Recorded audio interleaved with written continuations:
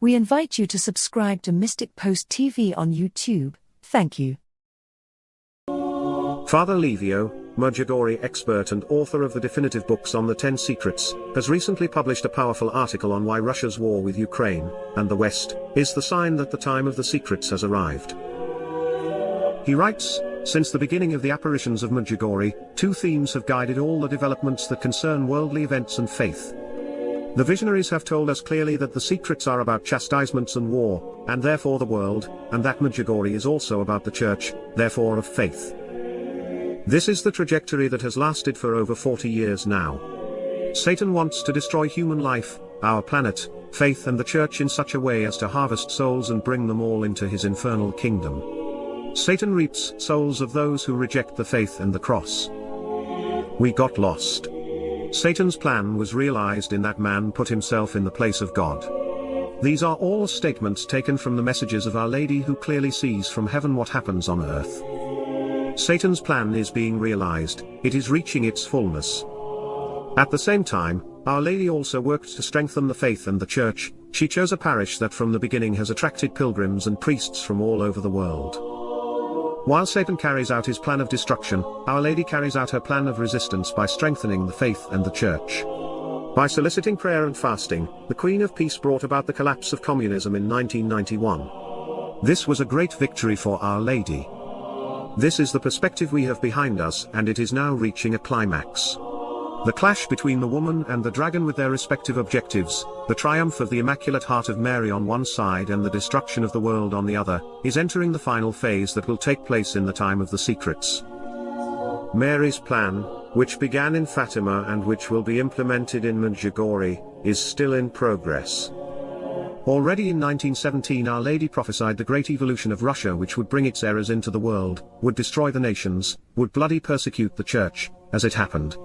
There is no doubt that both in the messages of Fatima and in those of Medjugorje Russia plays a prominent role, as a protagonist. And she carries it out in an anti-Christic function. The Russian people have within them the characteristics of a world empire.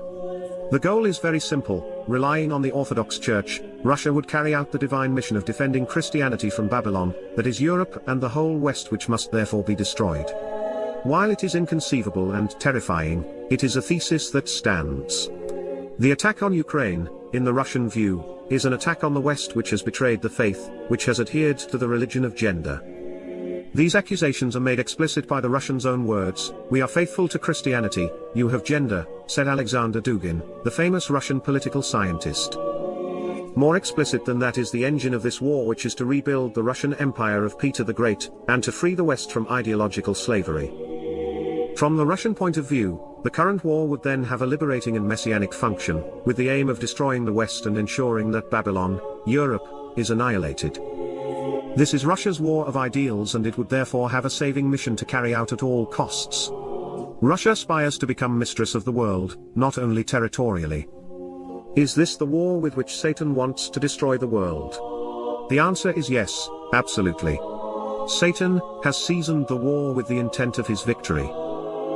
The ideal with which this absurd war is carried out is the struggle for values, the struggle against gender, the struggle against perversion. As if destroying, bombing, kidnapping innocents, killing civilians were the practice of the gospel. We are absolutely out of any common sense. But let us not forget, in the West there are very strong Christian minorities who are committed to defending the life and dignity of the human person. But it is undeniable that in the West there are those who are working hard to build the new world without God, but at the same time there is also the strong and tangible presence of those who follow the gospel. Satan is convinced that with this war, seasoned with false saving intentions, he will destroy the world and thus will be able to reach his goal of domination.